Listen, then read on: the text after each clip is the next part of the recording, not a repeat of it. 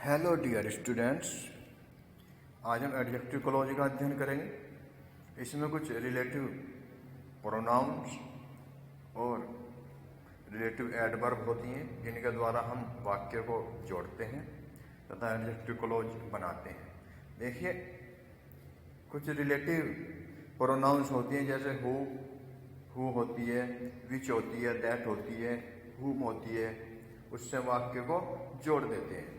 और दूसरा relative adverbs होती हैं जैसे वेयर होती है, वाई होती है, उससे हम वाक्यों को क्या कर देते हैं, जोड़ देते हैं। या वहन होती है, उससे हम वाक्य को जोड़ देते हैं। आगे देखिए, सभी बच्चे ध्यान से समझेंगे। एडजेक्टिव क्लॉज इस प्रकार के वाक्य में नाउन या प्रोनाउन के लिए दूसरे वाक्य में कोई बात कही जाए या कही जाती है। देखिए, ही, सी और दे के लिए हु का यूज करते हैं, यानी इनके स्थान पर हु का प्रयोग करते हैं। हु का अर्थ क्या लगता है, जो या जिसने, जो हिंदी अर्थ होता है इसका। हिज जहाँ पे हिज आ जाता है या हर आ जाता है या देयर आ जाता है, उसके लिए हम हुज का प्रयोग करते हैं, यानी इनके स्थान पर क्या का प्रयोग करेंगे, हुज का प्रयोग करते हैं, जिसका अर्थ हिंदी में क्या निकलता है, इसका निकलता है। हिम के लिए, हर के लिए, दैम के लिए क्या यूज करते हैं, हुम का प्रयोग करते हैं, यानी जहाँ पे हिम आ जाता है, हर आ जाता है, दैम आ जाता है, वहाँ पे क्या यूज करते हैं, हुम का प्रयोग करने, जिसका जिसे या जिसको निकलता है। और थोड़ा एग्जाम्पल देखेंगे और क्लियर हो जाएगा। आई मेट ए गर्ल, मैं एक लड़की से मिला, हर आई उसकी आंखें, वर ब्लू नीली थी। तो आई मेट ए गर्ल, मैं एक लड़की से मिला, हर के स्थान में क्या प्रयोग करेंगे हम, हुज। हुज आई, जिसकी आंखें, वर मिस थी, ब्लू मिस नीली, जिसकी आंखें नीली थी। अब थोड़ा इसमें कुछ बातें होती हैं जो हम ध्यान रखेंगे इन बातों का। ये कौन सी बातें होती हैं, एडजेक्टिव क्लॉज से ठीक पहले नाउन या प्रोनाउन जरूर आता है जिसके विषय में बात कही जाती है। दूसरा है आपका,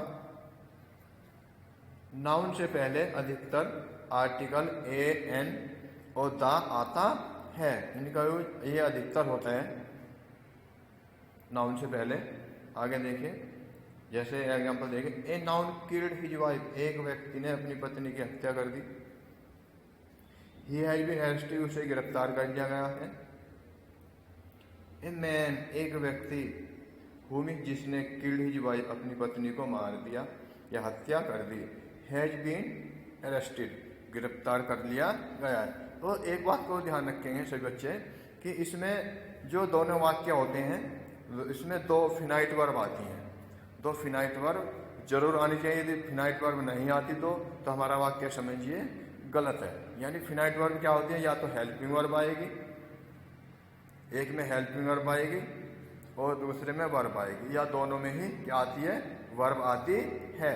देखिए, आगे देखिए, वेहर का प्रयोग कहाँ करते हैं, वेहर का प्रयोग प्लेस के लिए करते हैं, जहाँ पे स्थान का नाम क्या होता है वहाँ पे वाक्य को वेहर से जोड़ देते थे। वेहर का अर्थ कहाँ पे लगता है, जहाँ। जहाँ हियर और देयर, जहाँ पे हियर देयर आ जाता है वहाँ पे भी अधिकतर क्या का प्रयोग होता है, वेहर का प्रयोग होते हैं, तथा हियर और देयर को हटा देते हैं। एग्जाम्पल देखिए और क्लियर हो जाएगा आपका, तो बच्चे ध्यान से समझेंगे। दिस इज द होटल, यह होटल है। आई स्टेड, मैं ठहरा, हियर मीन्स यहाँ, लास्ट पिछले वर्ष। देखिए, स्थान का नाम दे रखा है होटल, तो यहाँ पे क्या का प्रयोग करेंगे हम, वेयर का प्रयोग करते हैं तथा हियर को हटा देते हैं। दिस इज द होटल, यह वही होटल है। वेयर मीन्स जहाँ, आई स्टेड में ठहरा, लास्ट पिछले साल, जहाँ मैं पिछले साल ठहरा था। निर्जीव वस्तु के लिए, जहाँ सपोज करो नॉन लिविंग थिंग्स वाक्य में दे रखी है, तो उसके लिए क्या का प्रयोग करते हैं हम, विच या दैट का प्रयोग करते हैं, यानी विच या दैट से वाक्यों को जोड़ देते हैं। देखिए कैसे, दिस इज द मोबाइल, यह मोबाइल है।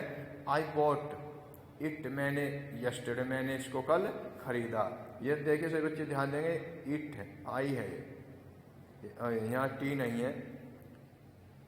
देखिए कैसे बनाएंगे, दिस इज द मोबाइल, है वही मोबाइल है, विच मिस, जो, आई बॉट मैंने खरीदा, यस्टरडे मिस कल, जो मैंने कल खरीदा था, यह वही मोबाइल है। दूसरा एग्जांपल देखिए और क्लियर हो जाएगा। Mohan had a chain, Mohan के पास एक चेन थी। इट वाज यह बनी, it was made of gold यह सोने की बनी हुई थी। तो Mohan had a chain, Mohan के पास एक चेन थी, दैट जो वाज मेड ऑफ गोल्ड जो सोने की बनी हुई थी। देखिए इसमें यहाँ पे क्या आ रहा है, चलो आगे देखते हैं। ये बच्चे रीजन के लिए, देख रीजन के लिए वाई का प्रयोग करते हैं। जहाँ पे रीजन आ जाता है वाक्य में तो वहाँ पे वाई का प्रयोग करते हैं। जैसे शी बिगेन टू बी, वह रोने लगी। आई डोंट नो, मैं नहीं जानता द रीजन, कारण ऑफ इट, इसका मैं इसका कारण नहीं जानता। तो I do not know the reason, मैं कारण नहीं जानता। भाई मीन्स क्यों, शी बिगेन टू बी, वह क्यों रोने लगी, मैं कारण नहीं जानता। टाइम के लिए या समय के लिए वहन का यूज करते हैं, समय के लिए कहीं का यूज करेंगे, वहन का यूज करते हैं। देखिए कैसे, they will go to Agra, वे दिल्ली जाएंगे। आई डू नॉट नो, मैं नहीं जानता, द टाइम, समय, मैं समय नहीं जानता। तो I do not know the time, मैं समय नहीं जानता। When, when they will go to Agra, कब वे दिल्ली जाएंगे, मैं समय नहीं जानता। इस प्रकार से वाक्य जोड़ते हैं। देखिए, और सभी बच्चे इसका बार बार अध्ययन करेंगे। And take care of your health and be safe.